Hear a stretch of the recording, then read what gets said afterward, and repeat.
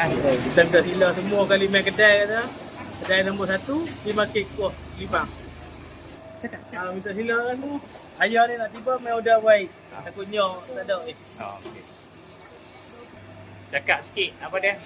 Tuang kedai. Assalamualaikum. Datangnya kedai. Okey. Ada pagi sampai pukul 12. Okey. Kalau nak order pun boleh. Nombor telefon ke depan. Okey. Limang.